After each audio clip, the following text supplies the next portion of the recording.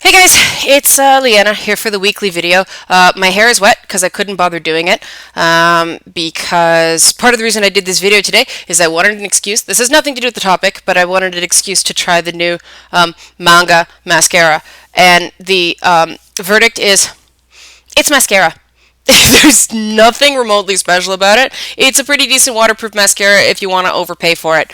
But I don't try new makeup products when I'm actually going anywhere decent. I tried it, it looked decent. I'm like, hey, I did my makeup. Let's do something with it. So I am here to talk about the DC Entertainment decision regarding the Jeffrey Baldwin memorial statue, which is made of dumb. And DC is in timeout with me. I'm calling it DB Entertainment because of their douchebaggery on this topic. But before I get in, I want to make it clear how big Superman fans my husband and I are.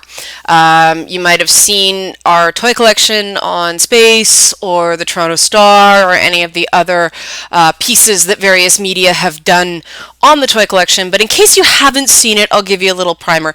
These are our wedding rings.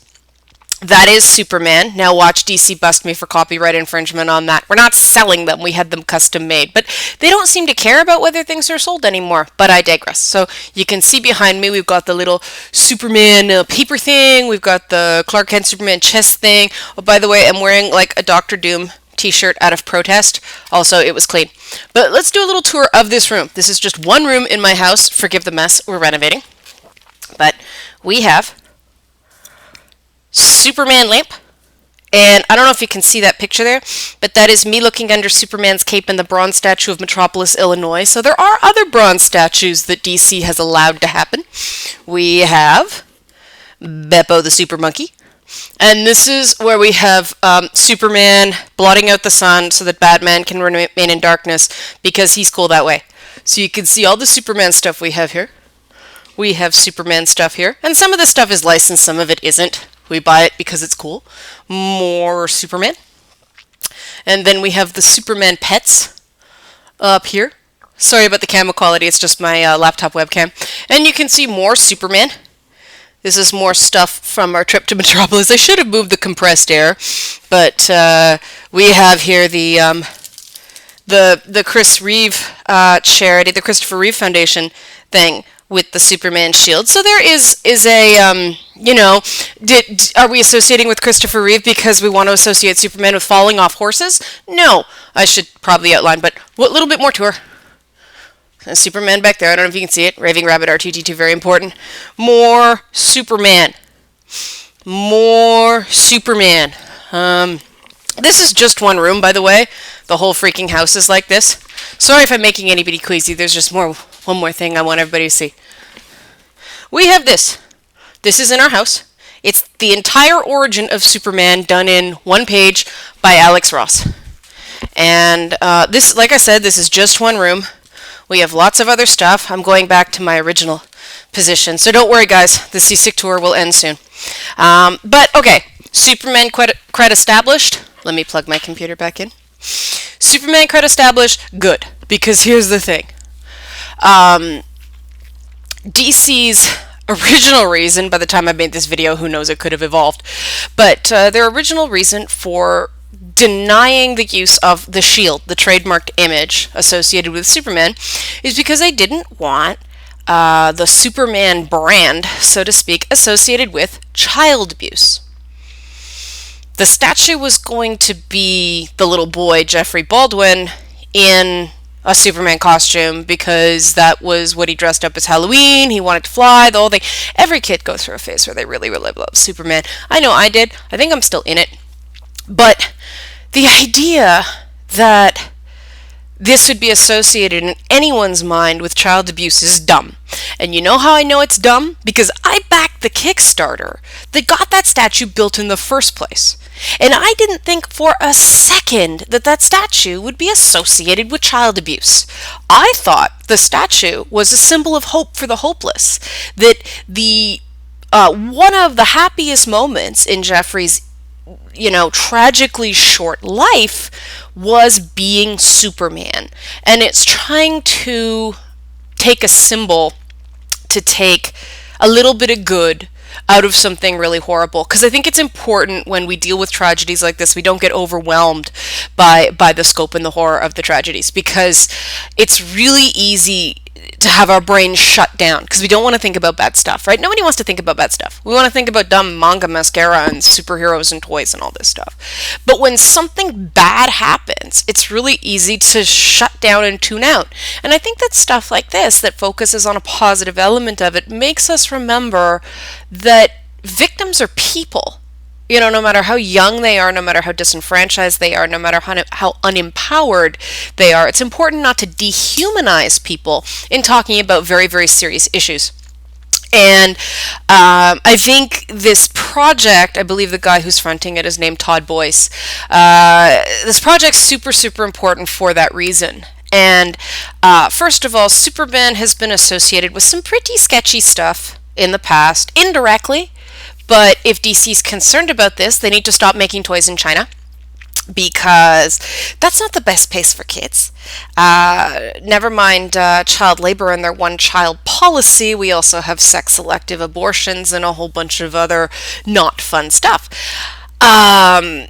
There's also the use of Superman in various Elseworlds things. I mean, I wrote a piece and put stuff on Twitter. The Injustice game alone, Superman himself kills his unborn son. So I'm not sure how DC could be okay with that, and not okay with a statue that says nothing about the abusive grandparents and everything about this little boy. But the other thing that I think DC has missed because they're too far removed from it is the unique origin of Superman. That Superman was created by, I believe, the children of Jewish immigrants, Siegel and Schuster. At least Siegel was. But it was embedded in the American dream of the 1930s, the immigrant experience, the idea of hope for the hopeless. You have to remember it was the Great Depression. People were fleeing not great conditions in Europe, and America was a symbol of at least the chance at hope, the chance at opportunity. And I think Superman is intrinsically tied to that hope for a better tomorrow. And what bothers me about this Jeffrey Baldwin statue decision is not so much DC making yet another boneheaded move, because we all know the company is prone to doing that. It's that it seems like they've completely lost the sense of the origin of Superman, and they're so afraid of Superman's goody-goody elements that they make all the wrong decisions. They'll put him as, you know, an integral part of a super-duper violent video game, and neglect the greater importance of this, you know, universally recognized symbol for awesome, which is a Superman shield. And that's the fact that there is always hope, even in the absolutely darkest moments. Superman fails. Superman, even in one story, you know, Superman's died how many times now? But Superman is this reminder, and this can be as unrealistic and as Pollyanna as you want to call it, but it's still important. Even in the darkest moments, there's always hope. And that's what the statue meant to me. That's what the statue meant to the guy who never even met the kid and decided to make this just because he was so moved by the image of this little boy in a Superman costume. And I think, you know, do I want to be remembered for my death? No, I want to be remembered for my life. And yeah, this was only a kid, and I am not an advocate for glossing over the horror of what happened. I think we need to protect these kids more collectively. But isn't that what Superman's about too? So I'm, you know, writing articles and putting on Twitter and making these videos in the hope that the DC comics that I grew to love, and, you know, all the cosplay I've done and everything like that, will emerge from this. I don't know what this DC Entertainment thing is, but it's not the company that I invested tons of my money and tons of my heart into. DC Comics, you have to come back. I don't care about the name, I don't care about the logo, I care about the spirit of the company. And you've got to come back, and you've got to start remembering where you come from. It all began with Superman. The whole superhero thing that is making billions of dollars. Now, it all began with Superman, and it all began with this idea of hope and standing up for the little guy, and that one person can make a difference, and someone who comes from humble means can make a difference. And geez, that meant a lot to me growing up, without a lot of stuff. Part of the reason I buy toys now is, I don't have many terrible habits, except for maybe peanut butter. But I digress. One of the things I first did when I started making, my own money is I was like, I didn't buy a car. I didn't buy, any of those dumb things. I'm like, I'm going to buy every toy I couldn't afford as a kid. And I surround myself with these symbols because it's a mnemonic device. It's a way of remembering, never give up, never give in to darkness, never get so cynical that you forget that you can't make a difference unless you try. And the guy that decided to make this statue, he's trying.